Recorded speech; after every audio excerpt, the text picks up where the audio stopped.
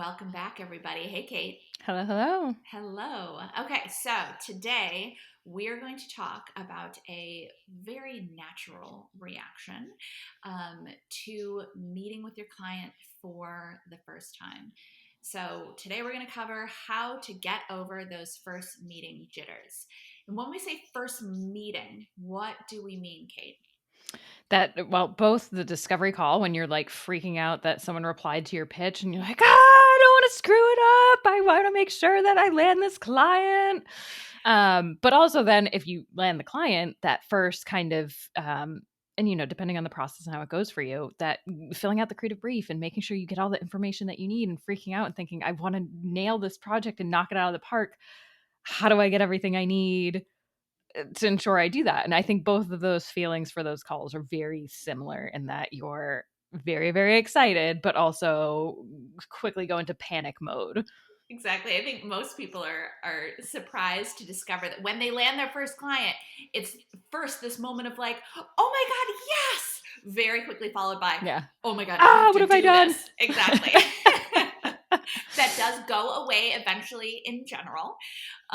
You will get much more comfortable. First of all, you'll get used to landing clients and you'll get used to doing these calls, but it's perfectly natural to be nervous before those first calls with the clients. Yeah, absolutely. And I mean, are you still nervous at all? I feel like there's a piece of me that's still has that feeling of, ooh, it's a brand new client. If it's someone I've never worked with before and have no connection with from a mutual contact, it's that feeling of, ooh, I want to be on my A game. And so you feel a little, at least I do, I feel a little like, ooh, I need to, you know, uh, let's get fired up for this and like, Yeah, be on my A game. Not that I want to be on my A game for every client, but I you think have I that little bit. I think I'm over it.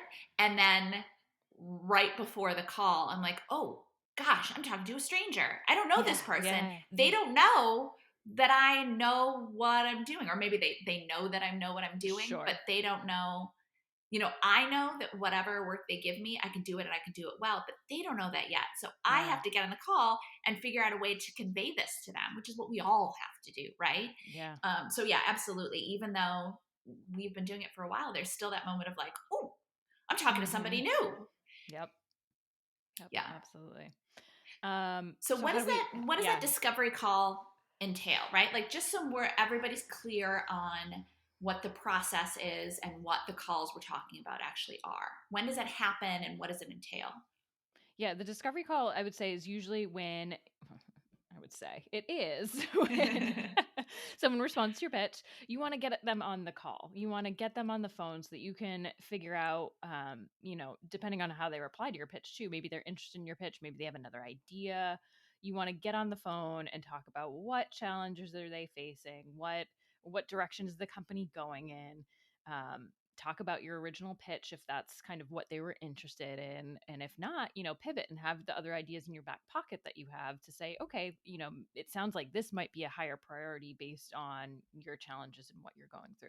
So it's really getting to know the client, getting to know if you're a good fit, just as much for you as for them. So if you can reframe it like that of, you know I'm getting on the call, but I want to know that this is a good project for me and for them, then it helps you kind of relax a little bit of not feeling, putting so much pressure on yourself that you have to take this, because Mm-hmm.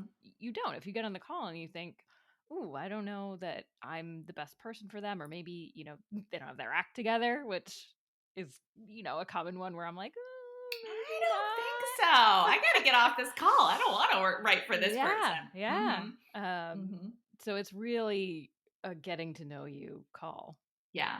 Well, and I think too that going into this, just hearing this initially, copywriters might be thinking like, "Oh my God!" But then I'm gonna have to come up with all these ideas on the call, and that's not at all what this is about. Because you did your work and you put together a really great pitch that had a great idea in it, and did some thinking about additional ideas, you're already going to have ideas to discuss with the client.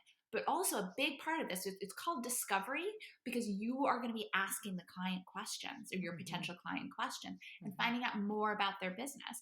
And it's likely that they will have some ideas of what they need help with, or you two may come up with ideas together. Mm-hmm. Or you may say, all right, I'd like to think about this more and send you some more ideas after the call.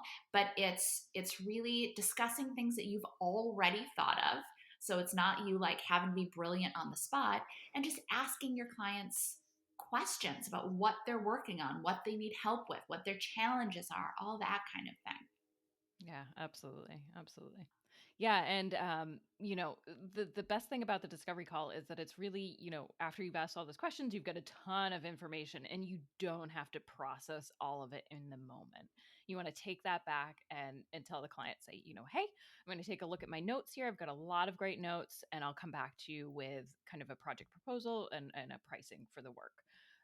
If that's kind of how you end the call of like, okay, what's the next steps? Yes, I want to work with you, or maybe they're unsure and you can say, hey, I'll put together what I think would be a great, first project or first couple of projects with the pricing and get that to you by, I would say, if it's end of day, next day, try to do it within, a reasonable time frame. I would say 24 hours. Um, and then once you send that over, you know, Balls in their court. Yeah. yeah, I think the important thing to remember is that, we get so nervous getting into these calls and we feel like we need to not perform, but we yeah, need to yeah. be at our highest level, and we're hoping that they are going to want to work with us, when we forget that we still have a lot of power and authority and expertise. And the thing is, clients are not experts at being clients. They're experts at whatever business they have and whatever they do. So they may get into this and they may have never even worked with a copywriter before. They don't Mm-hmm. know what the process is. Yeah, One of yeah. the things, not to get off on a tangent, but one of the things that we hear a lot is, I was talking to this potential new client. The first thing they asked me about was how much it was going to cost before they even told me about the project. And of course, that's the first thing they ask, because they don't know what else to ask. They have no concept of what it takes to create copy and what it Mm-hmm. takes to go into a project. So as copywriters, it's our job to guide them through the process. And like Kate was saying, to say, okay, great, this sounds fantastic. I have some good ideas of what we want to work on. Maybe you have a really definitive idea of what project they want to work on. Mm-hmm. And you take that back and say, this is fantastic. I just want to take a look at my notes. You do never price on the call. You do not need to do that unless you came into it with a very specific idea and they agreed on that exact specific idea. Then if you have a price for that because you've already thought about it, then yes, you can give it to them on the call, but you don't need to. And what's more likely is that your idea will have evolved a bit and you want added different things or anything like that. You don't have to give a price on the call. You can say, like we're saying, let me take a look at my notes. Let me go through all this. Just make sure I include everything we need to include. Then I'm going to send along a project proposal, and that project proposal will include a very detailed description of the project, the date when you're going to get it to them, and the price. And then you let them know that you're going to get it to them by, like Kate was saying, end of day is great, Mm-hmm. or like noon tomorrow, something like that. Yeah, depending on the time of call. If you took a 5 p.m. Exactly. call, you don't have to do it that night, but you could. So it's first Mm-hmm. thing in their inbox. I mean, Yeah. Well, and one of the reasons too that it's a good idea, first of all, it's a good idea to tell them when they're going to get the proposal, because it helps set their expectations. You're guiding them along the process, and clients love that. They mm-hmm. love knowing what's happening next and when it's happening and all that kind of stuff. But by the way, as I can tell you, as someone who puts this stuff off like crazy, it's good to give yourself a deadline. And sometimes it's good Mm-hmm. to give yourself a shorter deadline too. If you're having a 2:00 call and you say by end of day, you get off the call and you're like, oh, I can't mess around. I need to actually put together this proposal and do the work. It's so funny that because pricing can be a little bit more, it's not an exact science, like we always say, that it's definitely one of the things that I personally tend to Same. love to put off. Yep, yep. But to your point, it's so much better to say, okay, take the 2 o'clock call. I'm going to do it by 5 p.m. Okay, I need to get it off my plate and get it out of my brain. And then I don't have to dwell on it for the next 24 Exactly. hours and be like, oh, did I, should I do it higher or low? Like, you kind of have an Exactly. idea. So go with it, get it out. Mm-hmm. And Mm-hmm. if they don't accept it, that's not the end of the call either, or the end of the discussion. You can still say, oh, okay, if it's too high, determine whether you want to move forward with that or not. Yeah. It's not It's not Exactly. the I end love that. all. It's Yeah. not the end of the conversation. Just pick a price. Figure it out. Figure out how long it's going to take you to edit and write and do client meetings and all that kind of stuff. Factor all that in. But it's just, and then put your price in the email and send it out. Yep. And that's a good thing that a deadline can give you. Absolutely. Yeah. And I think one of the reasons why these calls, especially if you haven't done one yet or you've only done a couple, there's so many variables. So the best way to get over kind of these feelings and jitters and feeling is to just do more and more and more of them. That's the only way to get more comfortable and to realize there's no way we could possibly play out every scenario you're going to face on a call. Exactly. Every client is going to have probably a set of similar questions, maybe, but also, I still get curveballs from clients, and not bad ones. They're just questions that I didn't think that a client would ask. But again, to Nikki's point, we're in the driver's seat, so kind of guiding them. And if you don't have an answer to something on the call, you can say, I've written that down. Let me get back to you on that. And not feeling like you have to, in the moment, answer right away, or even, taking a minute to breathe and pause and then say, okay, it feels a lot longer to us that we're having silence on the call, but it's not actually that bad ever, ever, ever. Yeah. Yeah, exactly. You don't have to know everything on a call. And a client doesn't necessarily expect you to know everything on a call. If you get something, like Kate was saying, if you get something that you're like, oh, I don't know that, all you have to do is say, you know what, that's a great question. Let me look into that and get back to you. And then if you're one of our students, hop over to the Facebook group and be like, guys, what does this mean? Exactly. And then, you get hundreds of people giving you feedback or giving you answers. But yeah, don't ever feel too pressured to answer questions you don't know the answer to, because that's never going to end well. And don't feel pressured to give a price either. There's no client that you would ever want to work with.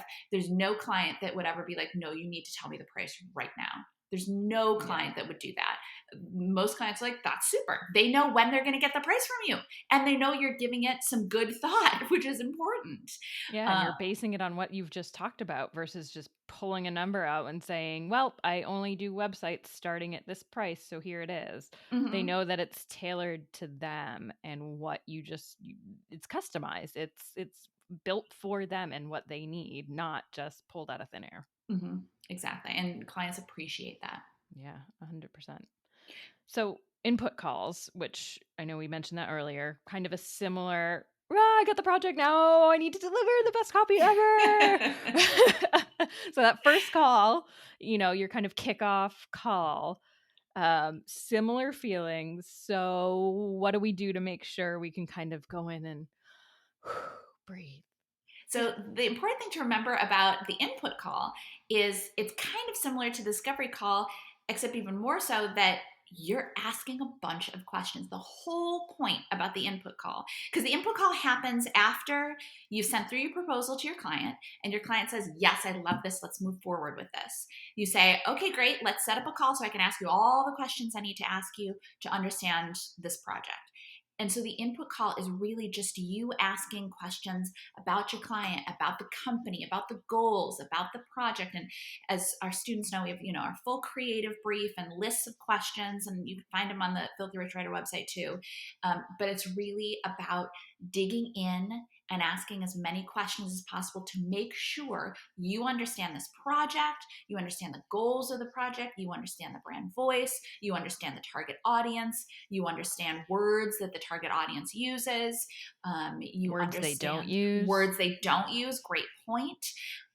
You want to get deep into this project so you understand as much as you possibly can, and don't ever be afraid to ask questions as well, because actually, as you ask questions and your client gives you answers, it should probably create more questions. Yeah, absolutely. Kate, if a client uses a term that you are not familiar with, how would you ask? Would you and how would you? Would you and how would you? Kind of leading question, isn't it? I would. Hint, hint. there's a wrong answer here. No, but yeah, absolutely I would. And I think the key, especially when you're starting out, you have this fear of, I don't want to come across as being dumb, really. You want the client to feel like you are a solid copywriter and you are an expert copywriter, but that doesn't mean you know every term, and it doesn't mean every organization uses the same terms. They might have a slightly different way of saying things, or maybe it is a term you've heard and you just forgot. It's okay. Just, I would say, oh, hey, you were, sorry to interrupt. You mentioned whatever the term was. Oh, what does that mean for you? What does that mean to you? And it doesn't have to be, you don't even have to say, I don't know what that is, or you know just get that clarification, because Hmm. the sooner you get clarification, the better, but also then the client sees you're not afraid to ask these questions, that you're not just rolling with it and smiling and nodding, saying and then going back and maybe not be able to find the answer later, because if it's in an internal term that they're using, even we might not even know. We might have an idea of, hey, it sounds like this, but Yeah, so but many the only organizations. person who knows for sure is your client. Yeah, Yeah. exactly. There's so much internal lingo, and they forget often that, not everyone is speaking their language. And I don't know about you, Kate, but I've worked with some clients, generally more technology side or sometimes business side, where I'll ask them to explain something to me, and I still don't get it. Oh, And yeah. A yeah, lot of technology. exactly. And you're like, no. So then, but you have to keep asking until you do. And Yep. so I will sometimes say, like, okay, I'm hearing some words that I know there. How would you explain this to me if I were your grandmother? Yep. Or how would I you love explain that. to Yep. me if I were a 5-year-old child? I use Make the it as simple as 5-year-old. Yeah. possible. Do you have a son or a daughter? What do you tell them that you do? Hmm. Um, I'll never forget. I did a project about robotic process automation. I couldn't explain to you what it is now, But you knew at the but time. yeah, it took a lot of digging to say, hey, are these terms your audience is familiar with, the buyer who's coming to this site, or do we need to make this, slightly different for the folks, this whoever the stakeholder is that's pulling out the credit card and saying, yes, we want to go forward with your software or your technology. Um, That and is so such a making great point. Yeah, because there's so many terms that the end user, the person who is knee deep in technology and using this product, might understand, but they might not be the ones coming to the website or reading the emails, or the ones pulling out that credit card to say, yes, our company is going to move forward with this, especially Hmm. within larger organizations where, um, you know, not everyone has a company card and is going to say, hey, we need this. Yeah. So making sure, because they might not know. The client might think, yes, this is how we talk, and say, yes, this is how you talk, but is this how folks on the outside? Your target And audience. Will yeah, your target audience understand that? Well, and then too, but there's a different. So there, sometimes you're taking their language and translating it to yourself so you understand, and then translating it to the target audience if they don't yes, use the same yes. terms as the company. But sometimes there will be the same terms, and you'll say they'll explain something to you, and you go, okay, I need you to explain that to me. And you'll say, are these terms that the target audience uses? And they'll be like, yes, absolutely. Mm-hmm. We're dealing with whatever. I was going to make up a role, but what's the point? These are terms that the target audience uses, but you can't just take those terms and put in your copy if you don't understand them. Mm-hmm. So you need to get those terms from your client, translate them so that you understand them, and you can use them appropriately in your copy. Yeah, There's it's just like never using anything wrong with asking questions. yeah, Yeah. it's like learning a new vocabulary word in English. Like, I remember learning conflagration, which that was a vocab word, but it's the same thing where you're like, a great word. How do I use it in a sentence? Same Hmm. thing with your clients. How do I use this in a sentence and come across authentically? Because people will see right through if you don't. Hmm. Hmm. But yeah, Absolutely. always ask questions. Questions never hurt anything. Yes. And you want to ask as many questions as possible in this input call so you leave the call feeling like you have a really good understanding. But at the same point too, if you are, the next day or the day after, you're starting to dig in and start to write the copy and you think, "Oh, I wonder this or I wonder that or I have this here, but what Mm-hmm. what does that ask them too. Your client is never going to, unless you don't ask the questions in the initial call and then you're sending 10,000 emails afterwards to ask these questions, that's going to be annoying. But if you did a really thorough input call and then you have a couple of questions after that, no client is ever going to have a problem with that. They know that Yep. you need to understand this and they want you to understand it so that you can write great copy for them. Yeah, absolutely. And I think the other thing too is you might have to ask the same question multiple different ways. Um, you might ask, "Hey, what's the benefit to your consumers?" And they might be like, "Well, they get a big screen TV." Okay, what is so great about this big screen TV? And keep digging and digging and digging until you feel like, okay, we've gotten to a point where here's kind of what this company offers that's maybe Mm-hmm. different than another company, or um, Yeah, you know. that's a great point. It's talking about terms that are used in some places, not others, like benefit to consumer as copywriters. That's a term that we use. But when you say what's the benefit to them, they may list out a bunch of features to you because they're Mhm. not used to thinking in those terms. Yep. One of the great things about an input call is not only does it give you clarity as a copywriter, but it really helps. It forces your client to get clarity as well, to think through things they may not have actually thought through before. Mhm. Who is your target audience? They may have some idea of that, but as you dig deeper into it, like, okay, so are they at this point in the customer journey, or are they Mhm. ready to purchase, or are they just thinking about purchasing? They're like, oh, actually, I guess at this step they're just thinking about purchasing, but they're not ready to, it's so talking this through is actually, I want to be very clear that this is not an imposition call. It's an important part of the process, but you're also really benefiting your client by forcing them to think this stuff through and get very clear on this. Yeah. I And can't tell you. actually, that's part of the discovery call too, is forcing them Yeah. to think through a project and figure out exactly what the goals are and how it will benefit their company. Yeah, absolutely. I can't tell you how many times I've been on a call, probably like every call, and they're like, "Ooh, we hadn't thought about that yet. Let us get back to you." And it's like, "Okay."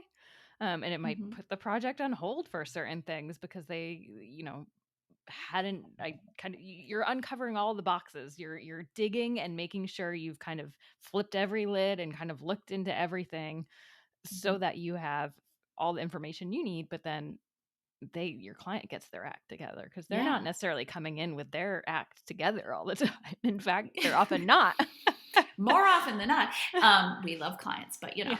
and that's a great point. And it's not even like amazing, insightful things that you're asking No. because you have been doing this for so long. It can literally sometimes be like, okay, so where do they go after they click on this button? Mhm. And your client goes, oh, wow, oh no, or you say, all right, so they want to purchase. How are they going to get to the purchase? Like, oh yeah, it's a great Yeah. question. So it's not even necessarily like expertise that you've developed. It's okay, well, if they're not they're just discovering this, they've just discovered you and they're not yet ready to purchase, I'm not sure it makes the most sense to send them to the purchase page.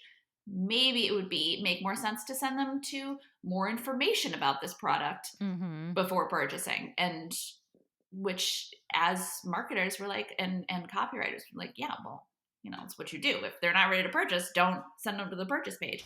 But for people, especially clients, are so close to what they're doing that Mhm. they're just chugging along every day and they're doing what they need to do. um, we, as their partners, their expert partners, can be the ones to step in and go, actually, let's take a look at that for a second before we just keep chugging along. Let's take a look at that and make sure we're doing the right thing there.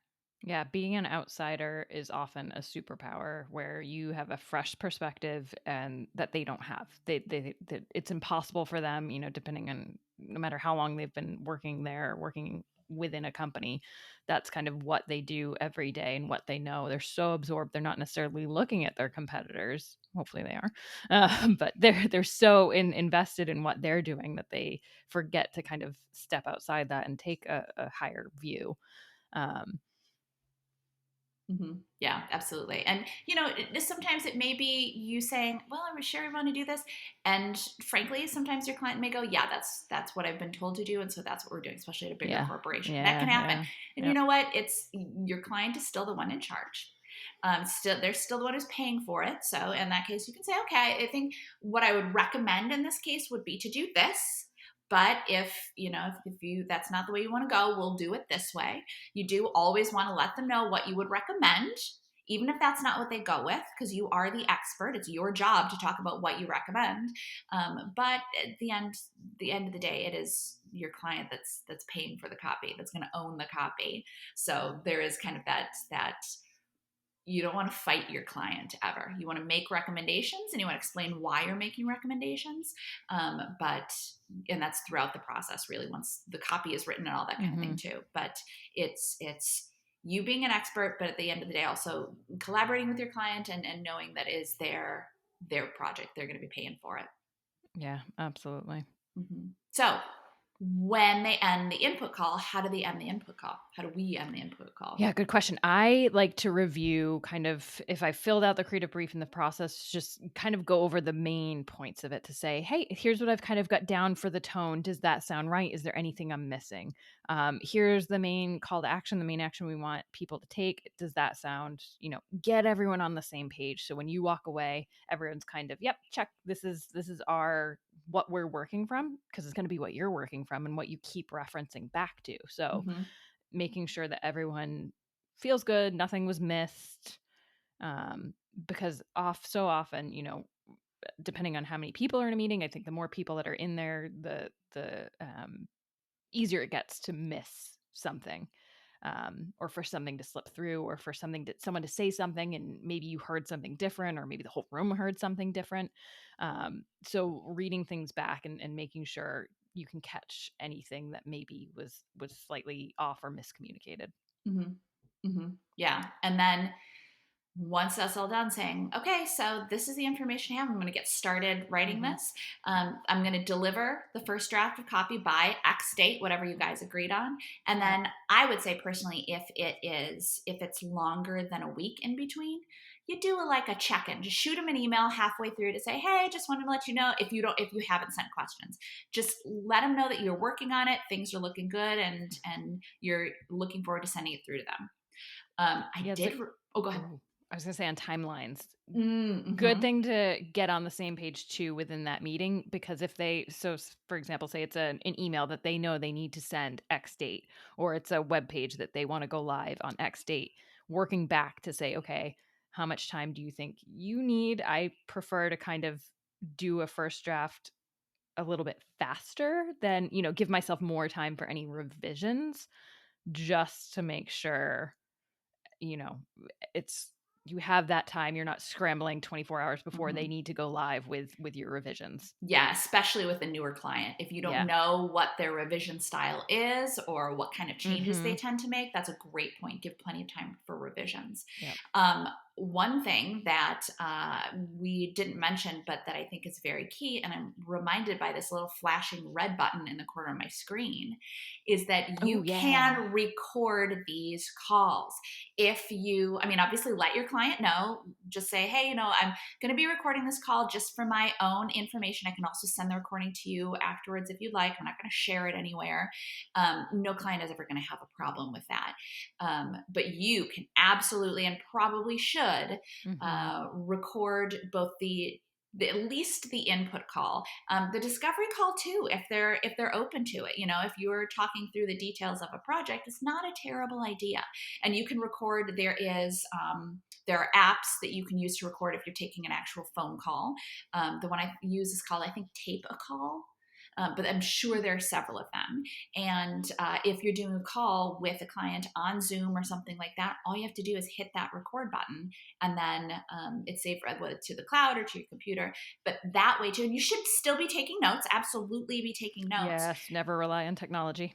Yes, right? Because then the worst thing, if you're relying on technology and then it doesn't work, or it only records your side of the conversation, which is almost totally useless, then you also have your notes as well. But the best scenario is to have your notes and to have this recording in case you need to go and get you. Personally, I have terrible handwriting, so I'll look back at my notes and be like, what does that word say? I know that was an important word. Then you can go back to the recording and then see what it was. And sometimes too, clients, I have plenty of clients that are like, oh, wow, yeah, that was great. Or, oh yeah, and I think we do want to do it that way. Can you send me this recording? Because they will have had a revelation or something along those lines on the call, and they want to be able to review it back as well. So it's in a way, sometimes that recording, being able to send that recording to them is almost like an extra bonus that you're giving to your client. Yeah, absolutely. Mm-hmm. Okay, so input discovery calls and input calls, yes, at least for the first several years and maybe into your 10th and 15th year and beyond. Yeah, you'll probably get nervous beforehand, but that's totally natural, completely natural. And the thing I'd is be that more nervous if you weren't nervous. Nervous for you if you weren't nervous. I think nerves show that you care, you're excited, you're invested. If you weren't nervous, then are you human? What is that secret? What is that like? Yeah, I don't know. Yeah, I agree. It is natural. It is so completely natural. And yeah, you should be a little bit nervous because you want to be doing your best.